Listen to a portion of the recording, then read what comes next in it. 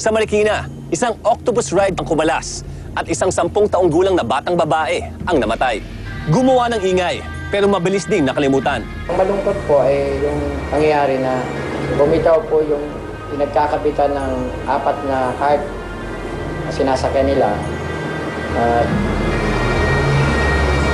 bumaksak po ito sa lupa. Nakita ko po yung anak ko na siya na lang yung natirang nakaupo na nakahawak sa handrail, nangihina, naghihingalo, agaw ng hininga.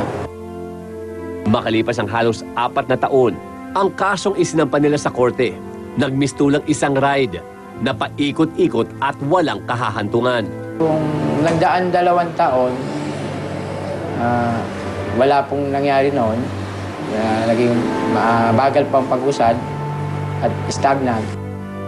Ayon kay Congressman Teodoro, kulang ang kasalukuyang batas para pangalagaan ang mga taong nagtutungo sa peryahan. Permit lamang sa paghahanap buhay ang binibigay dito. Kaya kung may isang aksidente mangyari, ang ginagawa, pansamantala, ititigil ang operasyon, isasara, ngunit makalipas ang ilang buwan o ilang linggo, muling bubuksan o kung hindi man mabuksan sa lugar ding na pinangyarihan ng aksidente o trahedya, ililipat naman sa ibang lugar o ibang bayan. Ganun pa rin, gagamitin nilang mga pasilidad, mga istruktura ay hindi pa rin ligtas. Subalit ang pangangailangan ito nananatiling nakabinbin sa Kongreso at naghihintay kung kailan bibigyan ng pansin. Sa darating na Kapaskuhan, baon ng pamilya Picardal ang pag-asa na isang araw mabibigyan nila ng hustisya ang nangyaring kapabayaan sa anak. Minsan, naiiyak ako, pero masaya rin naman ako dahil kung di lahat naman tayo paniniwala sa Diyos, nakawala din naman yun.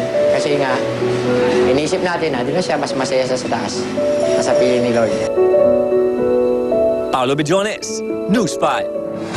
Abangan ang buong istorya ni Catherine Picardal sa Under Special Investigation sa Linggo bago ang Aksyon Weekend.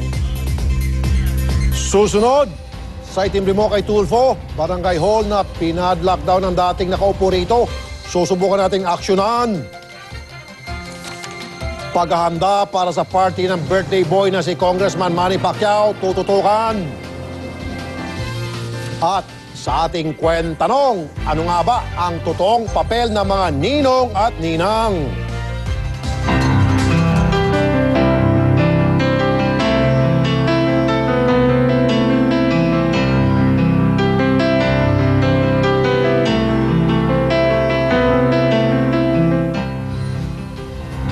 Magkano ang ginto?